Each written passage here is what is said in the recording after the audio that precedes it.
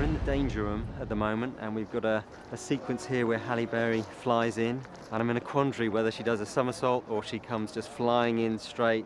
And there's cars blowing up, there's lots of explosions, and we've got Wolverine running in the background. There's a lot going on in this one sequence, and it's just, we're here ready to shoot. It's 3 o'clock in the morning, and I've probably got only one take at it, and I just want to make it different. And I'm in this quandary, somersault or no somersault. Wire work in this film, what we're trying to avoid is we don't want to make things look floaty. Anyone can lift someone up in the air and they sort of start wobbling around, but for here, we want it to be real. It's got to be realistic. And so it's very, very hard, and it takes endless rehearsals to get that just right. Another rehearsal, guys. For the last 2 months, we've been rehearsing all the gags, setting up the things for the actors and the actresses to do. So today's a big day because we've got Halle on this big rig that we're flying today. She's worn a cape for 3 movies now, and finally this movie she gets to fly and be really a part of, you know, sort of the action and the fighting and sort of the combat scenes, which I've always wanted to do as well, because in the comic book she does.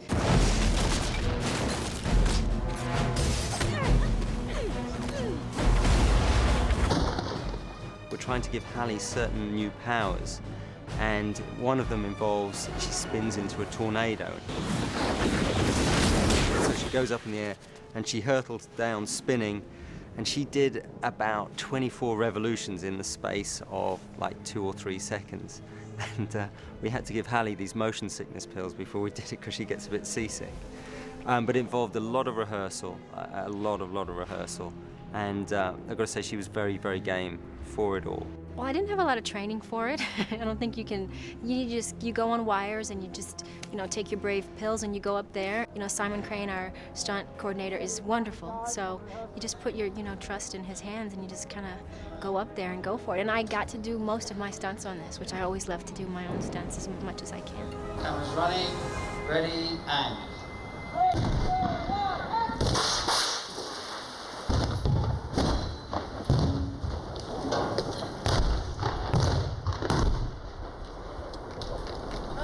And cut it.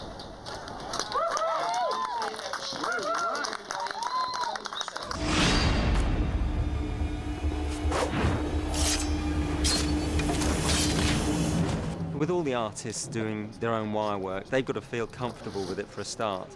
And we're so lucky with Hugh and Halle. One, they're both agile, athletic types, but they trust me. So they've seen the rehearsals that we've done, and we start slowly with them.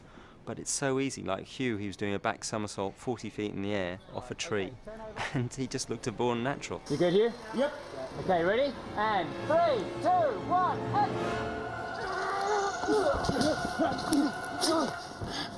I do quite a bit of flying in this movie. Now, my character cannot fly. And one of the great things about X-Men 3 is unlike movies like Crouching Tiger, where everyone seems to be able to just sort of fly and walk up walls, etc., etc., unless that's your particular power, you can't do it. So Wolverine is definitely earthbound.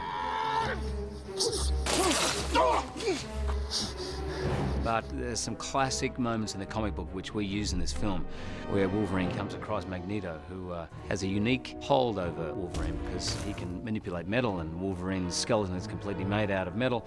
So he stops him and he flings him through the forest at a great rate of knots, and it's not CG.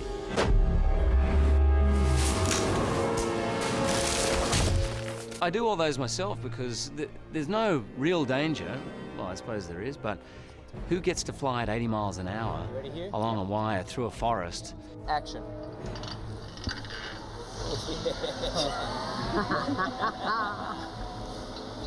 I had to do quite a bit of flying in this, and I love it. Really, you just have to go along for the ride.